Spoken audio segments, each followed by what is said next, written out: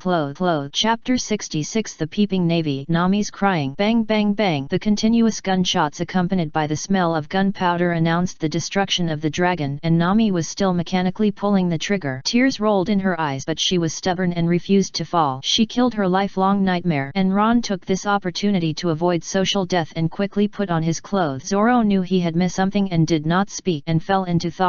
For a moment the field was silent. No one noticed that a navy figure appeared in the distance, observing the situation here with a monocular telescope on a hilltop nearly 1,000 meters away. He was the adjutant of Colonel Mouse's adjutant Mons. He was Colonel Mouse's white glove, a member of the interest chain, and a member of the Navy. After calming down after the panic, Mons regretted escaping very much. If he went back like this, he would definitely be executed by Colonel Mouse's adjutant on the pretext of death. Because there were other survivors, the process would definitely be leaked. I believe that the adjutant would definitely not mind using his blood to establish his majesty and take over the 16th branch naturally. Who wouldn't be envious of the position of branch chief? But he found an opportunity. Along died. The dragon pirates were destroyed, and there were only 3 enemies on the surface. The demon ability users who can grow huge and invisible, the black-haired boy, the green-haired swordsman, and a weak woman. There is a great contribution here, and it might be the kind that can rise to the top in one step. He certainly has no ability, but Colonel Mouse brought a warship and nearly 1,000 Navy soldiers. What's wrong with the devil ability user? Mons doesn't believe that the invisible guy can cross the sea to attack the warship by blocking the sea with warship guns. These people will definitely clean up the battlefield, and at the very least they will return to the village to rest. At worst he will raise the village to the ground. Mons left quietly and quickly reviewed the plan in his mind. Use the power. Pull Colonel Mouse's skin to control the warship. Kill those 3 people. Complete revenge, and give yourself a legitimate reason to escape. Tamper with the process and share the credit a little with colleagues on the warship, and then turn the defeat into a glorious return as a winner. Before executing the plan, Mons also prepared insurance. There is a rare Den Mushi on the warship. He will call the stubborn brain mentioned by Colonel Mouse before the action, the smoker in Rogue Town Smoker. The plan worked. Ron, who changed into a new set of clothes, was glad that he had learned from the lesson at Nami's house and prepared a set of clothes for himself in advance. Although the 2 sisters prepared them for their adoptive father, Jian, it was barely enough for him. At least it was better than running around naked. I must get a pair of Hulk's pants, otherwise I will die every time I transform. Ron made up his mind and looked at the bloody wound on his palm. This wound was left by Aaron's serrated nose when he switched to the big baby template. The serrated nose that he was proud of had a sharpness that exceeded that of ordinary sword. It was normal to cut his palm skin, but that was all. At that time, the serrated nose was bent by the swollen muscles. The passive ability of breathing to recover blood was taking effect, and the bloody wound healed quickly. When switching to the big baby template, you need to pay attention. It is best to always have the protection of avoiding arrows. In addition, the big baby template has a terrifying increase in strength. Ron reviewed the battle just now. With the Sharingan included, his attributes are Strength G++,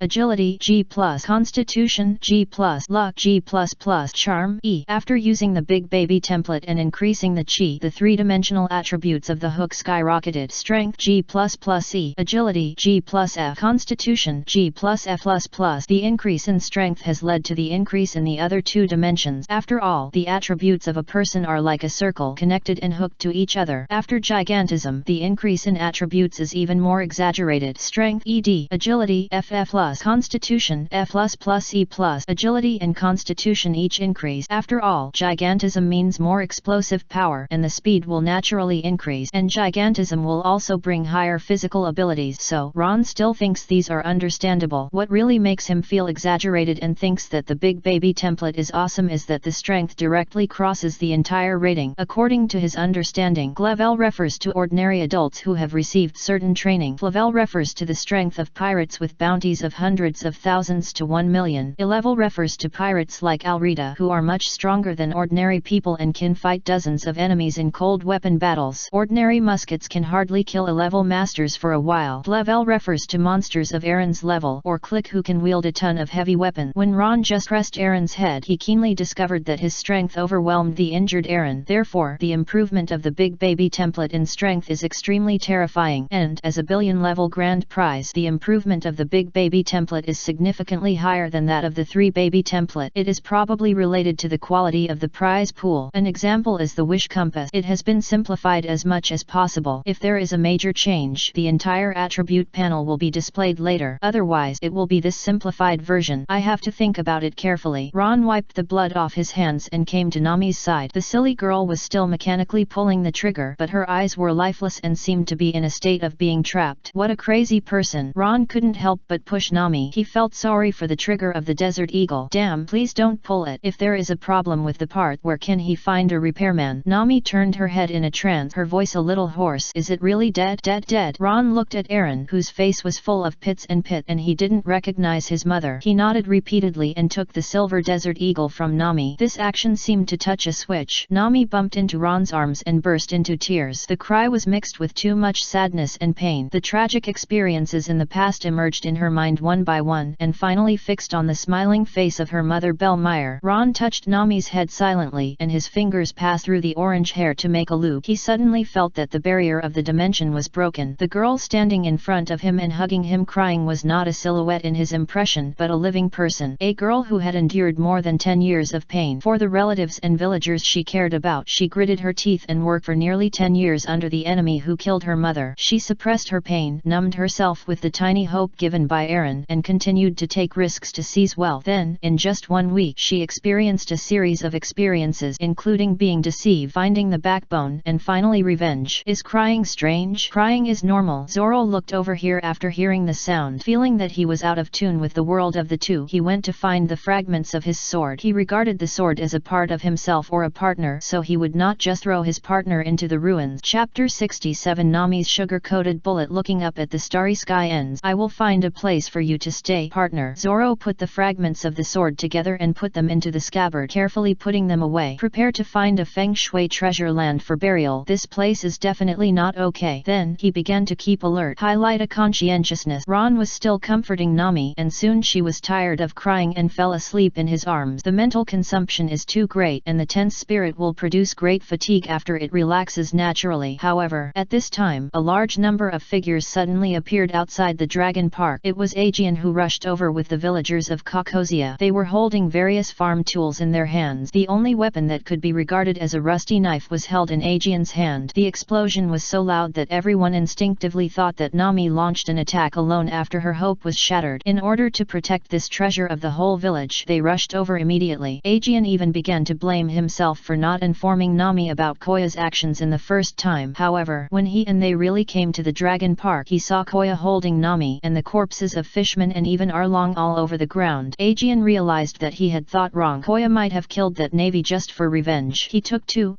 people to destroy the dragon pirates who had ruled here for more than 10 years. The nightmare that shrouded the Caucosia village and the surrounding 20 villages was dispelled by Koya and the green-haired swordsman. Is it true? Some villagers murmured, staring at Along's body. Although the powerful and rampant dragon had fallen, his face was so badly dented by the gunshot that even his mother couldn't recognize him. But for him, how could he forget the murderer who forced his wife to death? He could recognize him even if he turned into ashes. It's true. Aegean suppressed his excitement, and ecstasy surged wildly in his heart. As soon as he finished speaking, the villagers burst into cheers like a tsunami. Many people cried with joy or collapsed on the ground and cried loudly, giving people a heart-wrenching feeling. Zoro watched this scene in silence, scratched his head, and seemed to think of something. Are there any other flexibility besides persistent? The green-haired swordsman swordsman thought about the teacher's teachings. The way of the swordsman requires the courage to move forward, but appropriate flexibility is also necessary. However, the teacher's starting point was probably that he was afraid that he would act stubbornly and be deceived by others by catching his weaknesses. He didn't really care before, and practiced hard hoping to get closer to that goal, become the world's #1 swordsman. Only in this way can his name resound through the heavens and fulfill his promise with his old friend. But now it seems that if occasional flexibility on the road ahead can bring some results that he is willing to see, it can also be a good thing or an experience. Zoro was full of thoughts for a while. However, Roan was a little troublesome. Nami was awakened by cheers, and then the Kokojians surrounded him. No matter what, Koya was from the Kokojian village. Even the name Koya given by his parents in his previous life was just 2 words picked from the village name. Fortunately, Roan also told them coldly that he had changed his name to Roan now, and bluntly said that he had no entanglement with the Kokojian village. He was also prepared for the atmosphere to become awkward. After all, the previous life was the previous life, and he was him. But don't worry, the navy won't wipe out all of us villagers as enemies. Aegean held Ron's hand with a look of understanding and gratitude. Thank you. This time, many villagers' eyes were red. In order not to implicate the village, Kaya, who killed the navy, decisively cut off ties with the village. Sure enough, he is the child of the old fisherman, just as kind. Ron could only say yes, and was too lazy to correct anything. After all, if this relationship is left, the predecessor, someone should help take care of the graves of his parents. Since he has taken on this life, he should pay for the cause and effect. This is Ron's attitude. After that, Aegean took the villagers away to inform other places of the good news. Nami stayed and looked at Ron with some hesitation. He wanted to say something but stopped